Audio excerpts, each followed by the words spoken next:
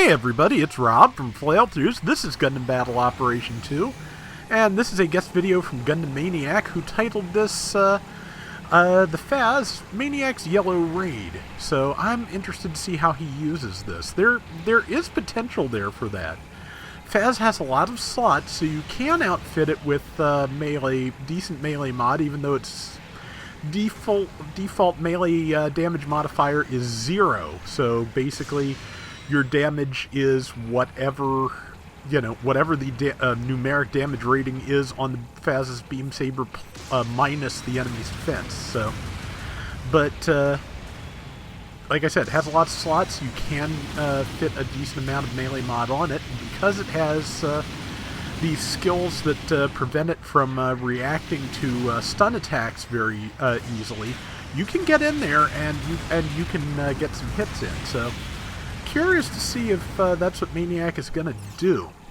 At the moment, he is hiding behind this hill and charging the Hyper Mega Cannon, which I rarely ever get any good hits with. I don't have enough patience, and it just takes forever to charge, so if I put myself in a good position, it's hard to not get hit long enough to actually land the shot. So that is what well, Maniac got the shot off, but it did not hit anything. Gundam Mark V coming in on him now. That is a bad thing, because the other default rating of 0 the FAZZ has is melee defense. So it was basically not designed for melee. As I understand it, the Beam Sabers should not actually work. They should just be decorative. But I may be misremembering that, but yeah. Well, good tackle there, just for starts, and amazing this thing can actually land kicks. It's just ridiculously huge. And also slightly dead. But not being a standard double Zeta, of course it has no biosensor skills. It's just, a high damage chunk, basically. But, let's see. So far, a little bit of a rough start, as sometimes happens, has been frequently happening to me lately, which is why you're seeing guest videos. 2,500 to 6,600. Yeah, so like I said, really kind of a tough start, but they happen. 5.5 minutes left, 2.5 minutes until the ace is selected. It's nice to see someone else just kind of restlessly swaps between the waypoints like this, because, yeah, I do that a lot. I do get impatient waiting for a good chance to spawn, but this seems to have been a decent one. Let's see, that Mark V that's on Maniac could be a problem, but the Zeta plus C1 was not. See, did not land that shot. The double beam gun incidentally does have piercing, so it's not good to fire through your allies if you can help it, because you will stun them, but if you have to, it can be done. Good shots there. Threw some missiles out, got the assist. And let's see. Need to reload that missile bay. Both types of missiles can be fired while boosting, incidentally, as can the Vulcans. So for something that is not terribly mobile, you can use it in a very mobile way if you want to, which is kind of what I picture Maniac having in mind truly when he calls it a yellow raid. Let's see, yeah, he moved in on the other FAZZ, which did manage to stun him with its Vulcans. The Vulcans are quite good. Good damage there. Somebody fired incoms at it, which finished it off. Let's see, I think his team... it's Totus Ritter next to him. And I should have mentioned earlier that Golion is here as well, so good team going here. Somebody spawned in behind them, but... yeah, so since there's 2-on-1 there and 2-on-1 here, it just kind of best to pick where you want to be. And moving out here, even with a Mark V in front of you, is not a terrible thing, especially since a bunch more of the team spawned in. Unfortunately, Mark V did kind of turn its attention to Maniac, and there's not a lot of FAZZ can do in that situation if it doesn't land the tackle. Mark V is fast, it does hideously good melee damage, and yeah, it has good ranged options too, so it's a good all-rounder raid, and yeah, FAZZ is not a good match for that. See, somebody's trying to take C. I'd be tempted to try and stop them, because I feel like I feel like rounds tend to go kind of sour when You don't have one of the 2 points in the middle, but they're still winnable in that case. So let's see if they can win it. See, take that shot. Okay, Maniac is the ace, and he's landing some good Vulcan shots there.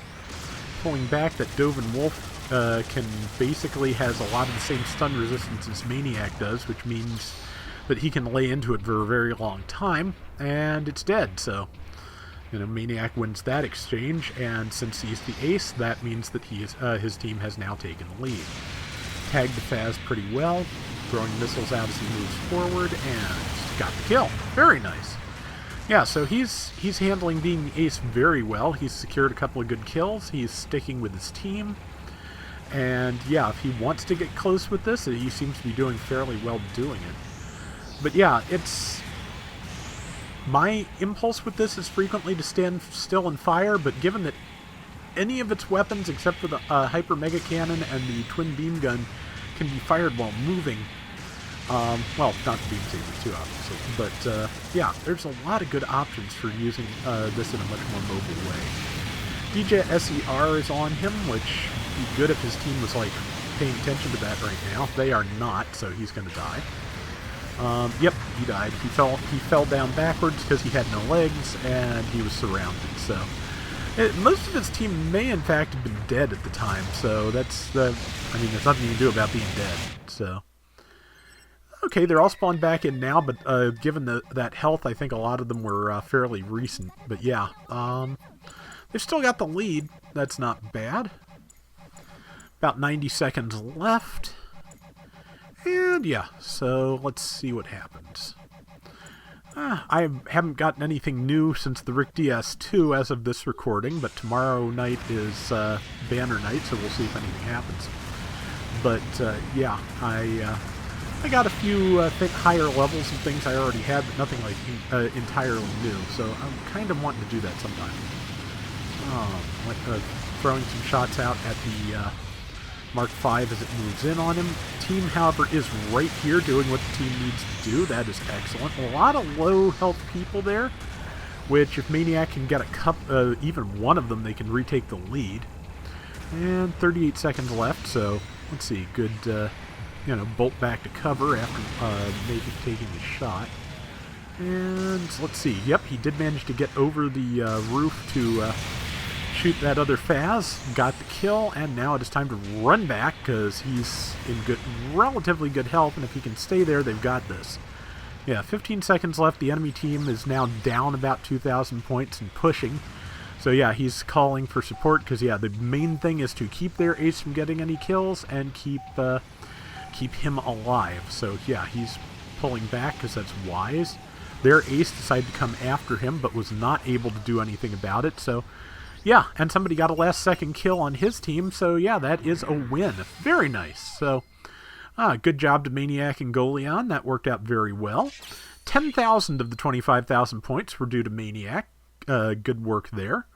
And let's see the final specs. 7 and 3. Very nice. So that is going to do it for today's Gundam Battle Operation 2. Thank you much for the round, Maniac. I appreciate it. And until next time, everybody take care and have fun. Later! But yeah, I've had a few people contacting me recently about their requests, and I am working on it. I'm sorry things have gotten slowed down. Trying to get really good rounds for those, and just with everything going on, the actual playing has not gone as well as I would like lately. So I'm working on it. I'm gradually getting things, but it may be a bit yet.